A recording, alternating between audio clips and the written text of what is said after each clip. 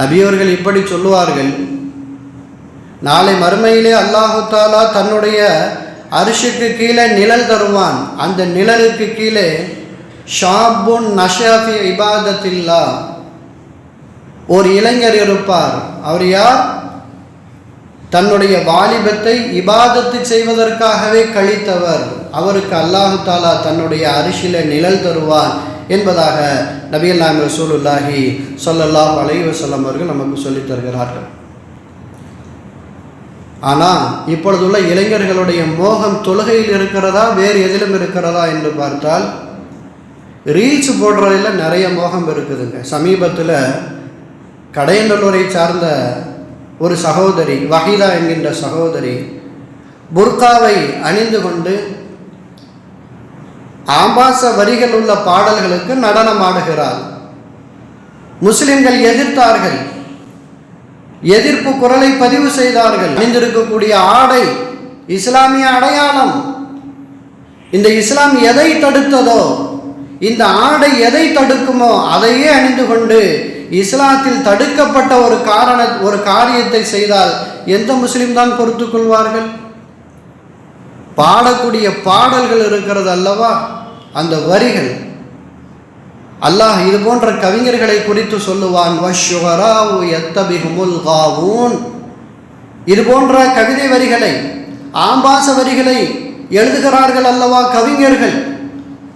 அவர்கள் எழுதிய அந்த பாடல்களை பாடிக்கொண்டு அவர்களை யார் பின்பற்றுவார்கள் என்று சொன்னால் அல் காவூன், வழிகட்டவர்கள் தான் பின்பற்றுவார்கள் என்று அல்லாஹ் நமக்கு சொல்லித் தருகிறான். ஒரு கண்ணியமான ஆடையை போட்டுக்கொண்டு ஆபாச வரிகள் உள்ள பாடலுக்கு நடனம் ஆடினால் எந்த முஸ்லிம் பொறுத்து கொள்வான்? இது இஸ்லாமிய மார்க்கத்தில் மட்டுமல்ல. சமீபத்தில் ஒருத்தர் பூநூல் போட்டிருக்கிறார். பூநூல் போட்டு அந்த கெட்டப்பில், பூசாரி கெட்டப்பில் தண்ணி அடிக்கிறார் உட்கார்ந்து. அந்த மதத்தை சார்ந்த சகோதரர்கள் சகோதரிகள் எதிர்த்து கேள்வி கேட்டார்கள். கேட்கத்தான் செய்வார்கள். அவர் சாதாரணமாக தண்ணி அடிச்சுட்டு போயிருந்தாருன்னா ஒன்றும் பிரச்சனை இருக்காது. ஆனால் அவர் தன்னை அடையாளப்படுத்திக் கொள்வது ஒரு மதத்தினுடைய ஆடையை வைத்து. இதே போன்றுதான் கன்னியாஸ்திரி அவர்கள் அணியக்கூடிய ஆடை இருக்கிறது, கண்ணியமான ஆடை. நம்ம ஹிஜாப்னு சொல்கிறோம் இல்லையா? அந்த ஆடையை அணிந்து கொண்டு யார் இது போன்ற ஆடல் பாடல் ரீல்ஸ் செய்கிறார்களோ அந்த சகோதரிகளும் சகோதரர்களும் எதிர்த்து கேள்வி கேட்கத்தான் செய்வார்கள்.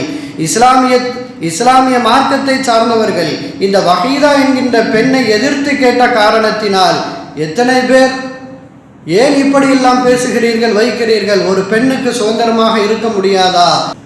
அருமையான பெருமக்களே, அடையாளத்தை அசிங்கப்படுத்தக்கூடாது. அதுக்காண்டி புர்கா போடாமல் நீ ஆடுன்னு எவனும் சொல்ல போகிறதில்லை. அந்த ஆடாத, புர்கா போட்டும் செய்யாத, ஏன்னா குர்ஆனில் தடுக்கப்பட்டு இருக்கிறது. புர்கா போடாமலும் என்ன செய்யக்கூடாது. இது ஒரு புனிதமான மார்க்கம் அல்லவா? எதிர்த்து கேட்பவர்கள் கேட்கத்தான் செய்வார்கள். அதே மாதிரி சில பேர் அடையாளத்தை வெளிப்படுத்தி கொள்ளாமல் சில பேர் இருக்கத்தான் செய்கிறாங்க.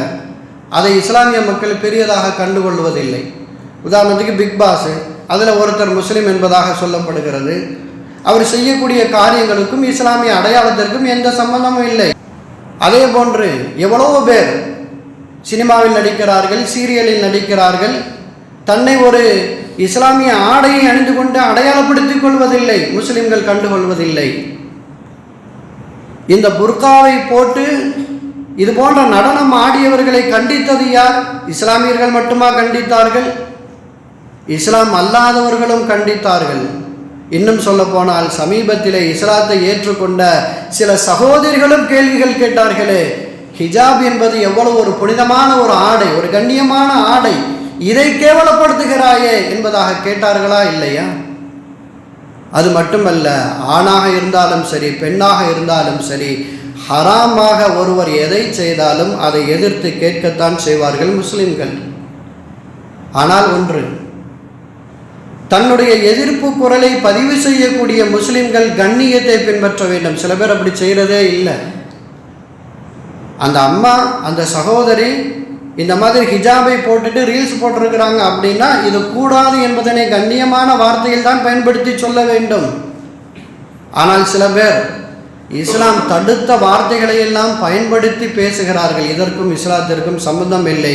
இப்படி நீங்கள் அட்வைஸ் பண்ணுறதுக்கு பதிலாக சும்மாவே இருந்துட்டு போயிடலாம். அல்லாஹ் எவ்வளோ அழகாக சொல்லித்தர.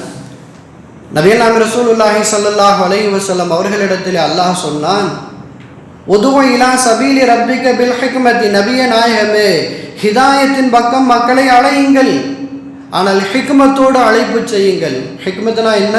நம்ம ஒரு ஆள்கிட்ட ஒரு செய்தியை சொல்கிறோமா, அவர் கேட்குறவருடைய மனம் பாதிக்கப்பட்டு விடக்கூடாது.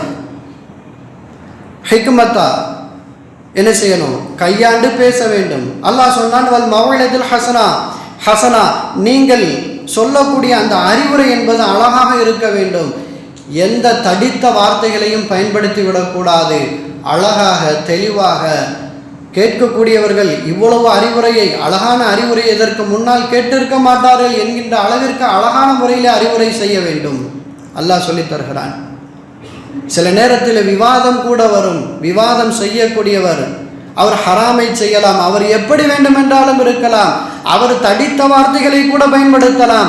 ஆனால் அல்லாஹ் சொல்லித் தருகிறான், வஜாதில்ஹும் பில்லதி ஹிய அஹ்ஸன், நீங்கள் அவர்களோடு விவாதம் செய்யக்கூடிய சூழ்நிலை ஏற்பட்டு நீங்கள் விவாதம் செய்தால் கூட உங்களுடைய விவாதம் அழகாக இருக்க வேண்டும். தடுக்கப்பட்ட வார்த்தைகளை பயன்படுத்திவிடக் கூடாது. நம்மோடு விவாதம் செய்யக்கூடியவருடைய மனதும் புண்பட்டு போய்விடக்கூடாது. அல்லாஹ் நமக்கு சொல்லித்தரக்கூடிய செய்தி. இவங்க பாட்டுட்டு நான் இந்த அம்மா இஸ்லாத்தை இருந்துக்கிட்டு இப்படி பண்ணுது அப்படி பண்ணுதுன்னு சொல்லிட்டு அந்த அம்மா பர்சனல் மேட்டரையெல்லாம் இவங்க பாட்டு எடுத்து விட்டுக்கிட்டு இருந்தாங்கன்னா அது நமக்கு தேவையா? தேவையில்லையே. இதையெல்லாம் அவங்க பதிவு செய்து கொண்டு இருந்தாங்கன்னா அந்த அம்மா திரும்ப திரும்ப ரீல்ஸ் போட தான் செய்யும். அது நிறுத்தாது. அருமையான பெருமக்களே, இந்த ரீல்ஸ் மோகம் எந்த அளவிற்கு இருக்கிறது? இப்போ உதாரணத்துக்கு சமீபத்தில் திருத்தணியில் இல்லையா, திருத்தணியில் வடநாட்டு இளைஞர் ஒரு 34 வயசு இருக்கும்னு நினைக்கிறேன், சூரஜுங்கிற ஒரு இளைஞர், 4 பேர் தமிழ்நாட்டை சார்ந்த 17 வயது தான் ஆகக்கூடிய, 18 வயசு கூட ஆகலை, 17 வயது ஆகக்கூடிய இந்த 4 பேர் பெரிய கத்தியை வச்சுக்கிட்டு ரீல்ஸ் போடுறாங்க. அவர் பார்க்குறவரை போட்டு நீ ஏன் முறைக்கிறேன்னு சொல்லி தனியாக கூப்பிட்டு போய் வெட்டுன்னு வெட்டுறாங்க. எவ்வளவு வெட்டுக்கள் இவங்க ரீல்ஸ் போடுறாங்களாம். இந்த அளவிற்கு ரீல்ஸ் முகம் இருக்க வேண்டும். அவரை மருத்துவமனையில் சேர்த்த பிறகு அவரால் பிழைக்க முடியாதுன்னு சொல்லிட்டு நிறைய பேர் கருத்தெல்லாம் தெரிவிக்க ஆரம்பிச்சிட்டாங்க. சில பேர் அவர் செத்து போயிட்டார்னு சொல்லியே பரப்ப ஆரம்பிச்சிட்டாங்க. நம்பக்கூடிய அளவுக்கு தான் இருந்தது. ஏன்னா அவ்வளவு வெட்டு. உண்மையிலேயே ஹீரோ யார் தெரியுமா? ரீல்ஸ் போடுவதற்கு தகுதியானவர் யார் தெரியுமா? அந்த நேரத்திலே தமிழகத்தை சார்ந்த அவருக்கு மருத்துவம் செய்த மருத்துவர்கள். இவெல்லாம் செத்துருவான்னு நினைச்ச ஒருத்தரை காப்பாற்றி மருத்துவமனையில் வைத்து காப்பாற்றி அவனை எழுந்திருத்து உட்கார வைத்து பேசவும் வைத்து அவன் நினைத்தபடி அவனுடைய சொந்த ஊருக்கு அனுப்பக்கூடிய அளவிற்கு மருத்துவம் செய்தார்களே மருத்துவர்கள். உண்மையிலேயே அவர்கள் தான் ரீல்ஸ் போடுவதற்கு தகுதியானவர்கள். அவர்கள் யார் என்று நமக்கு தெரியுமா?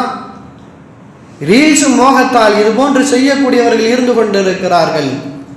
ஒன்றை சொல்கிறேன், இவங்க ஏன் இப்படி செய்தாங்க என்பதனை பொதுவாகவே மக்கள் எப்படி சொன்னார்கள்?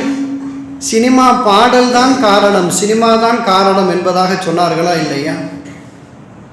அறிவால் காட்டப்படுகிறது, ரத்தம் காட்டப்படுகிறது, ரவுடிசம் காட்டப்படுகிறது, போதை பொருட்கள் கடத்துவது காட்டப்படுகிறது, சாராயம் குடிப்பவன் நல்லவனை போன்று காட்டப்படுகிறான், கஞ்சா அடிப்பவன் அவனுக்கு ஒரு நல்ல மனசு இருக்கிறது என்பதை போன்று அவனை ஹீரோவாக காட்டுகிறார்கள்.